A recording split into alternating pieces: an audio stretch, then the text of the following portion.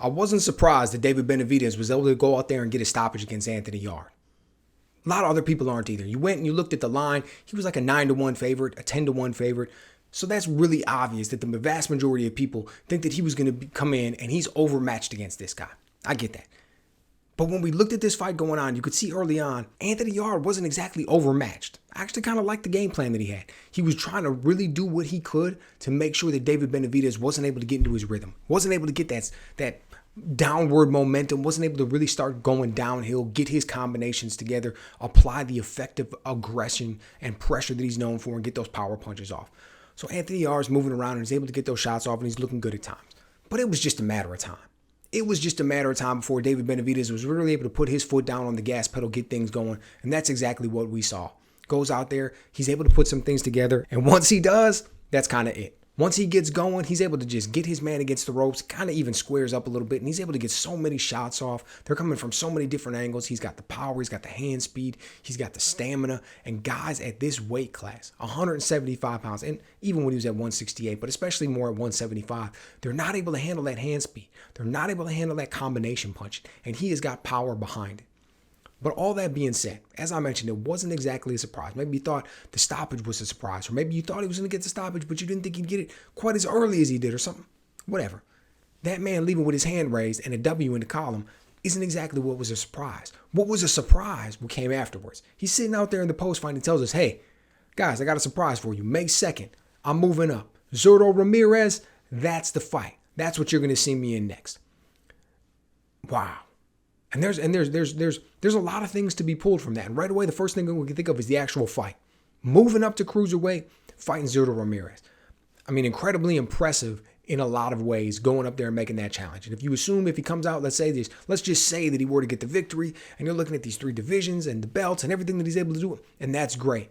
But I think there's more to that story. And what the real big thing is, I mean, immediately afterwards, Oscar De La Hoya makes a post on Instagram with, just a fight poster that he drew up saying, basically, let's make it happen, or not let's make it happen. This is going to be the fight. This is blah, blah, blah, promoting it, right? He's being the promoter. He's promoting it.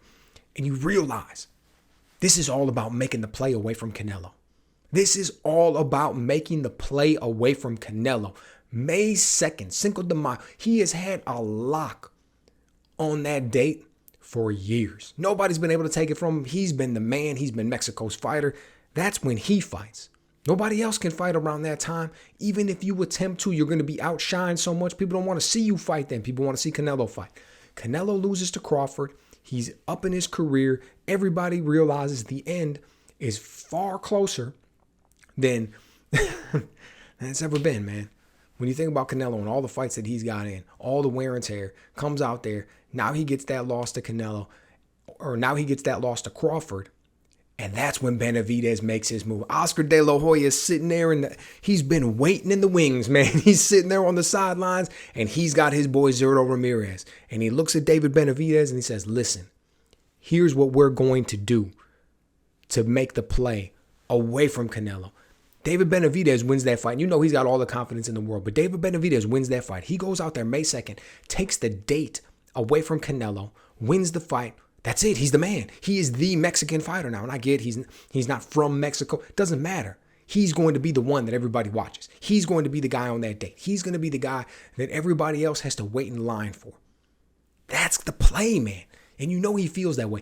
And what if he loses? And what if Zurdo Ramirez wins? I mean, come on.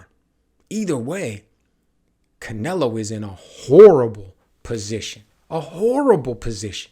This was just such a chess move when you're thinking about the way that Oscar De La Hoya had been planning this and who he had and the way that they announced this and everything.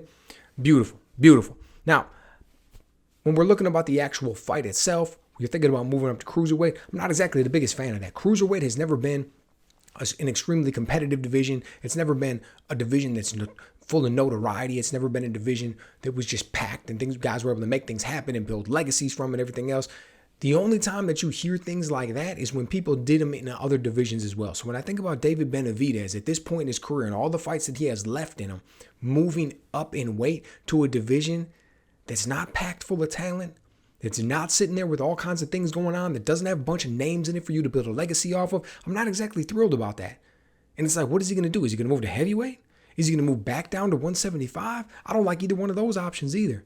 So from the perspective of his career, from what I think he has, all the fights that he has left in him, the people that he's going to fight, all the potential opponents and the matchups, I think it'd be better if he was still down at 175. I think if he were to stay there, that's where he'd be able to see the most robust competition and we'd be able to see the best from him. But the ability to move up in weight so that you can take the play away from Canelo is genius. How can you look away from that one? If this works out the way that he wants, he's just going to snatch up the throne.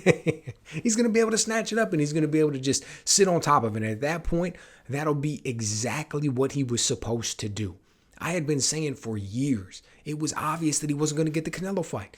He wanted it. We could say that he deserved it. We could say he was next in line, that it should happen, that the fans want to see it, that boxing demands it. We can make all of those comments. All of them could be true. But it was also very obvious that Canelo wanted no part of it. It was very obvious that the fight was not going to happen. And there needs to come a point when a man looks and says, I realize it's not going to happen. I'm not going to chase it anymore. I'm going to move on and I'm going to do my own thing, build my own legacy, start to blaze my own path versus trying to blaze my path through this individual. We all know that the old line and the young line fight is classic in boxing, but if you're not the one to get that fight, keep it moving. Keep it moving and move on. Don't sit there and be bitter about it. Don't talk about it too long. Don't just continue to attach your name to a man who doesn't want to fight you. So instead, Benavidez says, I'm moving up. Gets a couple good fights at 168. Boom. Says, I'm moving up to 175. Goes up there, racks up some fights there. Gets some impressive wins. Now he says, I'm moving up to I'm moving up and fighting Zurdo Ramirez. But I'm not just moving up and fighting him. That wouldn't be enough. Moving up on May 2nd and doing it. Stealing the play away from Canelo.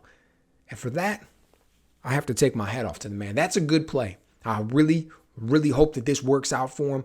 Canelo's at the end of his career. I'm sure that he wanted to go out with a little bit more ceremony. I'm sure he wanted to go out a little bit more on top. I'm sure that he wanted to go out and not necessarily have to be challenged by all the young guns that are coming up and constantly nipping on his heels.